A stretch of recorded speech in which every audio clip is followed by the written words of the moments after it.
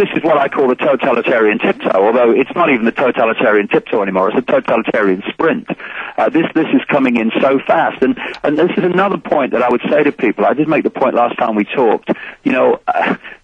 People need to open their minds to the bigger picture of what's behind this too, because when you look at the scale, the interconnected detail of all these different aspects of society and life and emotion and mind and all of it is being brought into this.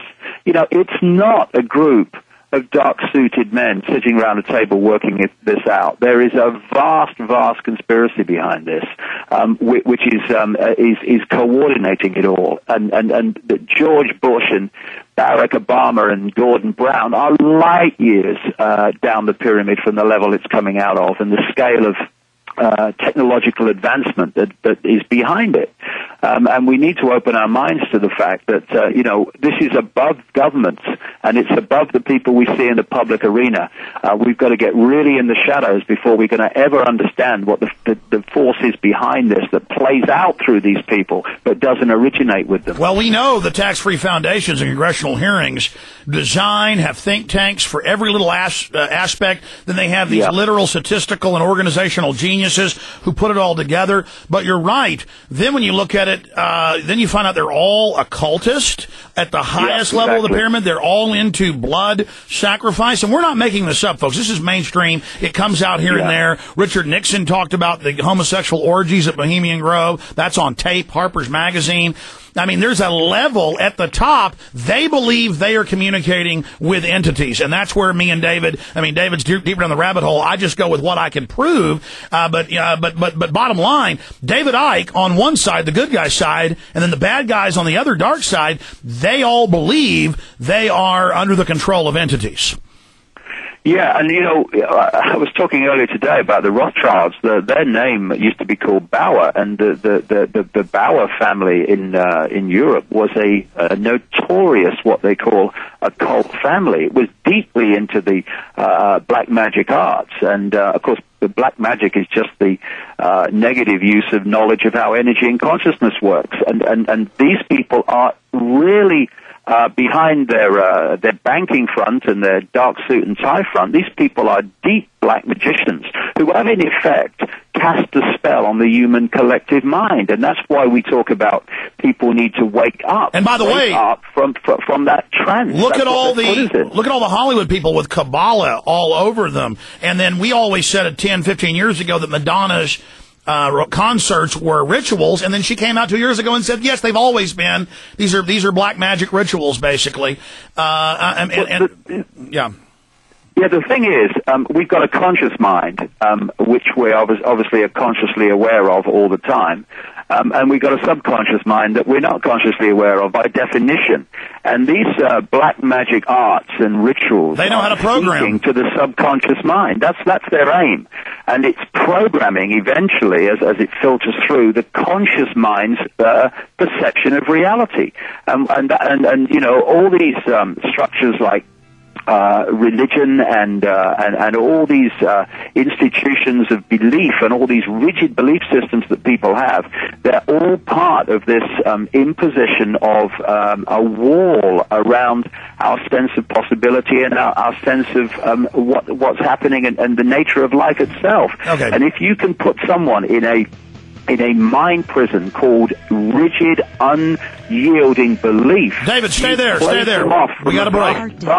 Hey, David. Part of themselves. David, you're on a cell phone, aren't you? No. Okay, it's just when I talk, I don't think you can hear me. We had to go to break, but we're still live on the internet, so finish your thought. I just had to cut you off so you can continue. But before you finish up with putting them in that rigid control system, looking at the world, through a straw so you can hardly see any of it, while it's all, and keep you so close to the problem, you're like, what is this in front of me? I can't tell. But you take that off and pull back. Oh, it's a microphone. There it is. Now I can, oh my gosh, there's a computer right here. There's a light right there. Oh my God.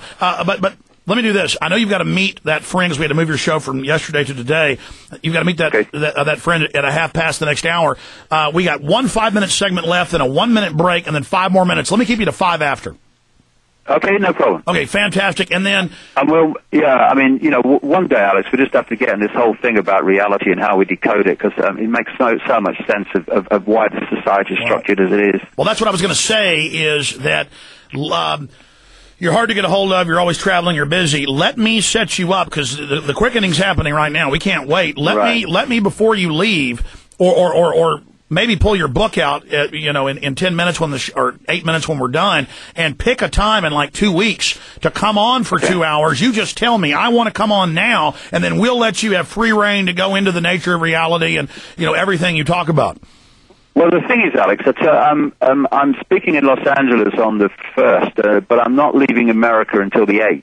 So sometime in that week I could do it in your, in American time. Well, do this sometime like the 6th or 7th, when you've had a few days rest after the 2-day presentation. How about the 5th or something? Let's talk about the 6th then. Okay. Let's talk about the 6th. 6th of October. It's a Monday. Okay, and you're going to be in California then? I'm going to be in California. I'll be in Sacramento probably. Okay, well, that would mean then the show is on 9 to 1 while you're there, and you probably want to come on later. So let's just say on the 6th from 11 to 1. Okay, let's do that. Okay, the 6th. That's no problem. Put it in the book. The 6th, 11 to 1. The 6th, 11 to 1. And we will have you on then, sir. I really appreciate you doing that. We're going to go live in the final little 10 minutes or 8 minutes that we have with you when we come out of this break. Okay. And it's just really great having you on, David. Okay, mate. We're going to be back in about 20 seconds, and then just finish up your thoughts so it's congruent. And I appreciate everybody out there who's watching on PrisonPlanet.tv, get all the behind-the-scenes discussions. This is total transparency now on the show. Literal reality TV, because you're seeing behind the scenes. You're seeing what we do, what goes on. Hey, John, let's come in with The Bug's Life again. Just bring in music, fade it down, play The Bug's Life one more time. Here we go. Okay. Do it now or become property of the New World Order.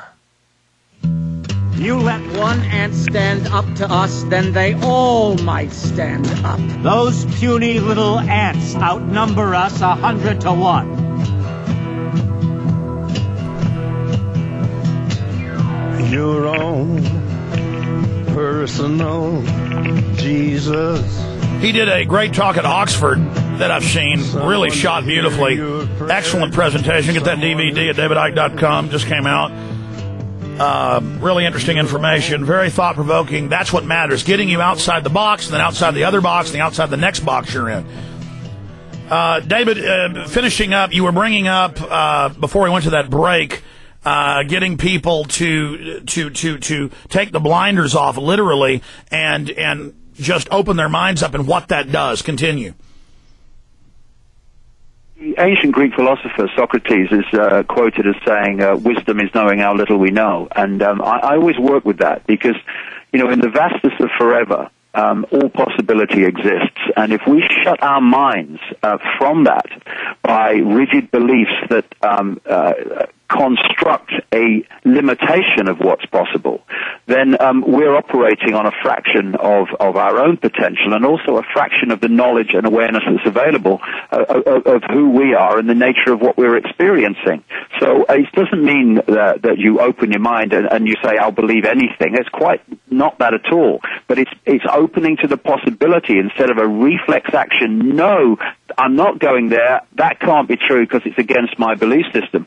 And there's this psychological state which explains so much about behavior, which is called cognitive dissonance, and it's a stress state and an unease state that people go in when their belief and their experience or information they come across are contradicting each other.